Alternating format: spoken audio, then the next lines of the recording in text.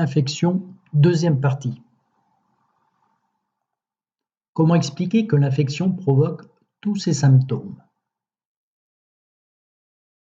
Analyse avec des cultures dans des boîtes de pétri. Par exemple, ici, une bactérie se divise toutes les 20 minutes dans la boîte.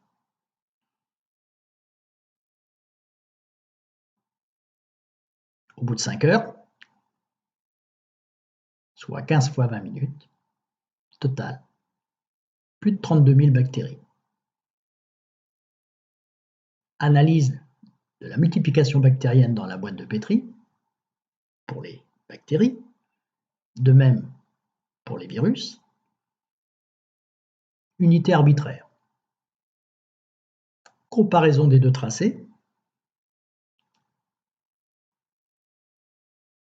Au début, les microbes se reproduisent très rapidement car ils sont dans des conditions très favorables, mais la reproduction s'arrête dès le manque de nourriture et le manque de place. Mode d'action d'un virus. Observons la scène.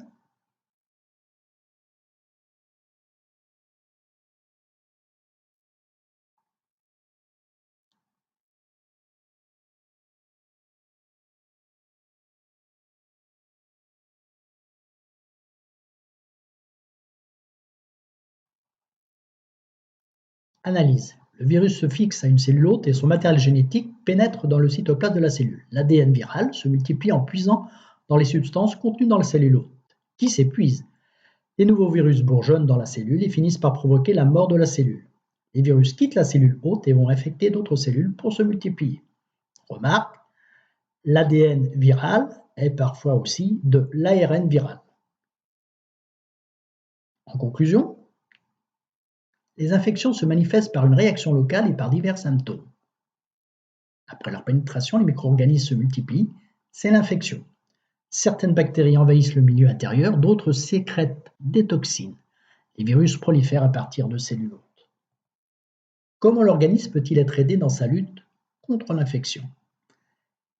Une erreur de labo des années 20 va fondamentalement changer la donne.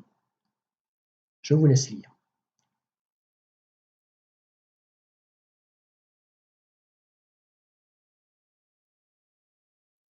Donc Fleming isola un extrait de cette moisissure, l'identifia correctement et appela cet agent pénicilline.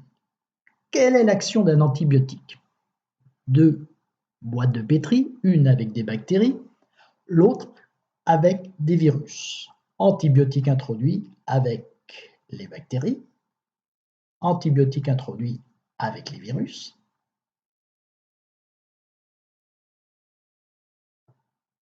Résultat, la croissance bactérienne cesse et le nombre de bactéries diminue rapidement, alors que pour les virus, la croissance virale n'est pas stoppée.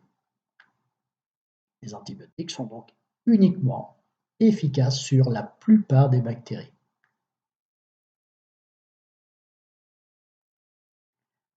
Comment tester l'efficacité des différents antibiotiques? Dans une boîte de pétri contenant des staphylocoques, on introduit différents antibiotiques. 1, 2, 3, 4 et 5 antibiotiques différents. Attendons les résultats 48 heures après.